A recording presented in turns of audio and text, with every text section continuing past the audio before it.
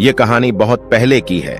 किसी नगर में एक व्यक्ति रहा करता था जिसका इस संसार से मन भर चुका था, जो इस संसार की मोह माया को त्याग देना चाहता था। उसने एक दिन यह फैसला किया कि वह इस संसार की हर एक मोह माया को त्याग देगा। उसने अपना मन बना लिया था। उस व्यक्ति ने सन्यासियों का जीवन देखा था और उसने अब यह तय कर लिया था कि वह अब एक सन्यासी बनेगा। वह तुरंत अपने घर से निकलकर पास में रह रहे एक बौद्ध भिक्षुक के पास जाता है और उनसे कहता है कि मुझे एक सन्यासी जीवन जीना है। मैं इस संसार की मोह माया को त्याग देना चाहता हूं। इस पर वह बौद्ध भिक्षु उस सन्यासी से कहते हैं कि क्या तुम सच में सन्यासी का जीवन जीना चाहते हो? इस पर वह व्यक्ति उस बौद्ध भिक्षु के सवालों का जवाब देता है और कहता है, जी बिल्कुल। वह व्यक्ति कहता है, मैंने तय कर लिया है कि अब मुझे इस संसार की मोह माया को त्यागना है।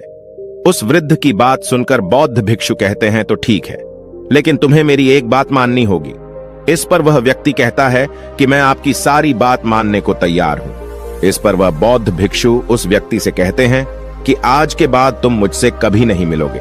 जब मुझे जरूरत होगी तब तुम्हें खुद ही बुला लूंगा। हमारे आश्रम में 1000 सन्यासी रहते हैं। तुम्हें उन्हीं की तरह रहना है और उन्हीं की तरह खाना है, उन्हीं की तरह वस्त्र पहनना होगा और ठीक वैसा ही जीवन जीना होगा जैसे कि वे सब जी रहे हैं। इस पर वह व्यक्ति कहता है कि ठीक है गुरुवर, मैं तैयार हूं।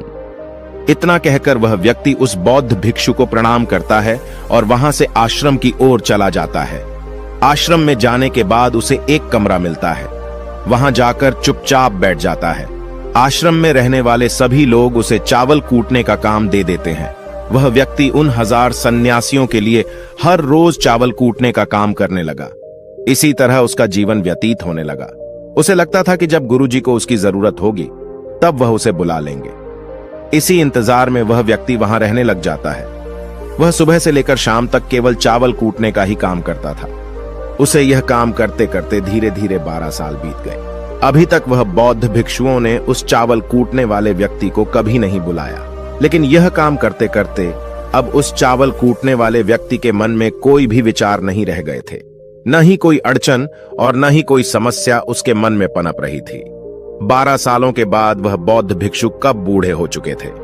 उन्हें लग चुका था कि अब उनका अंतिम समय आ चुका है और उन्हें अपना एक उत्तराधिकारी चुनना होगा। इसीलिए उन्होंने पूरे आश्रम में घोषणा करवा दी कि जो कोई भी मेरा उत्तराधिकारी बनना चाहता है वह देर रात में मेरे कमरे के बाहर 4 पंक्तियां लिखकर जाएगा और उसे उन पंक्तियों में बताना होगा कि जीवन जीने का सही तरीका क्या है, इस जीवन को किस तरीके